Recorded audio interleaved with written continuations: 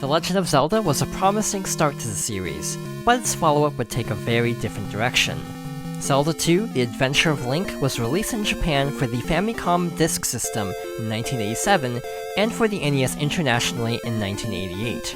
It's often regarded as the odd one out of the original Zelda trilogy because of its unique gameplay style, and is mostly remembered for its high difficulty. On that note, let's make our way through Zelda 2: The Adventure of Link.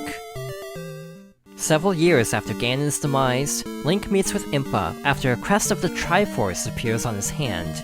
She tells him an ancient legend that a previous princess of Hyrule had been put into an eternal sleep, and that the crest appearing means that he is destined to find the secret third Triforce, the Triforce of Courage. To awaken this Princess Zelda, Link embarks on a quest to place 6 crystals in palaces around Hyrule to open the way to the Triforce of Courage. Meanwhile, Ganon's minions desire to use Link as a sacrifice to resurrect Ganon. In terms of gameplay, Zelda 2 is a departure from the first game in many ways. While there's still a top-down overworld, it's no longer possible to directly attack enemies there. Instead, after running into an enemy, the game switches to a side-scrolling perspective with various enemies and hazards to fight or avoid. Specific areas also consist of side-scrolling sections, including caverns and bridges that connect different parts of Hyrule, various towns, and the 7 palaces that act as the game's dungeons. By comparison, Zelda 2 is also a bit more linear than the original, with many areas requiring a specific key item or special ability to progress. The addition of towns also means that the townspeople can give hints, teach Link new techniques, or even heal him. Despite this, Zelda 2 can still be extremely cryptic, since a lot of necessary or beneficial items can only be found at specific tiles of the overworld, many of the townspeople only give vague tips or say nothing at all, and dungeons can still be confusing to navigate despite the shift to side-scrolling gameplay. In the side-scrolling sections, Link has a much more versatile moveset than in the original. In addition to using a sword and shield like before, he can also crouch or jump. There's also a magic system with a variety of spells, including reducing the damage he takes, or turning into a fairy to fly. Another major difference is the addition of experience points and a leveling system. Along with heart containers and magic containers that add a segment to his health and magic gauges, Link can also increase his health, magic meter, and attack power each time he gains a level. Defeating enemies or collecting treasure bags will give Link experience points, but he'll also automatically gain a level by placing a crystal in each palace. The maximum level for each stat is 8, but it's actually possible to skip upgrading a particular stat for a more challenging experience. In addition to the leveling system, exploring the overworld is also reminiscent of JRPGs from that time period. While enemy encounters aren't random, the enemies that appear are often tough to avoid. The battle screen also varies depending on where an enemy is encountered, with areas like swamps and deserts having unique challenges, like different enemy types or restricted movement. Some encounters have infinitely spawning enemies or nothing at all, so the goal is to simply leave the screen to return to the overworld. While there's still a lot of exploration, Zelda 2 has a greater focus on combat. Certain enemies tend to be fairly aggressive and tricky to defeat, since many of them require some amount of trial and error to figure out the best way to fight them.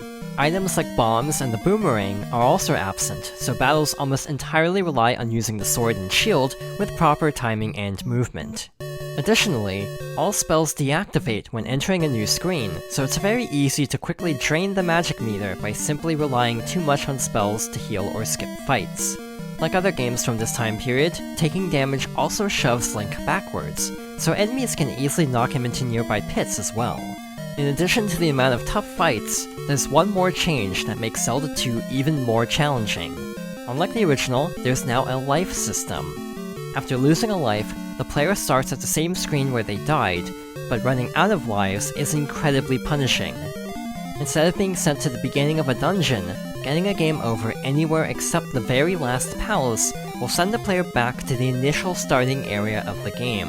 So it's possible to lose lives while simply trying to return to the spot where the player died.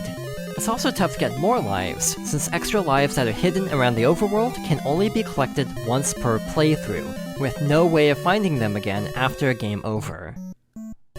Similar to the original, Zelda 2 has been re-released on almost every Nintendo platform, including Nintendo GameCube and Game Boy Advance ports, Virtual Console re-releases, and 2 versions on the Nintendo Switch. Some differences from the NES version include retranslated intro text and reduced screen flashing after dying. I first played it on the Nintendo 3DS, since it was a free title for people who bought the system before the initial price drop. With how unforgiving the game can be, the modern ports are a lot more approachable, since it's possible to create save states to quickly retry certain sections, or even rewind on the Switch versions. Like the first game, Nintendo Switch Online subscribers can also play an easier variant, where Link starts with every sword technique and spell, along with each of his stats at level 8. Zelda 2 is often seen as one of the toughest games in the series, and as someone who didn't grow up with it, I definitely agree. Even though I find it intriguing for how unique it is, it also can be needlessly punishing and archaic in general. While it's much more manageable with save states and rewinds, it still requires a lot of experimentation and determination to make it to the end. Even though I think it's an interesting deviation from the standard Zelda gameplay structure, it's easily one of my least favorite games in the series. With that being said, thank you for watching, and next time, I'll be going over one of the most beloved games in the series, The Legend of Zelda: A Link to the Past.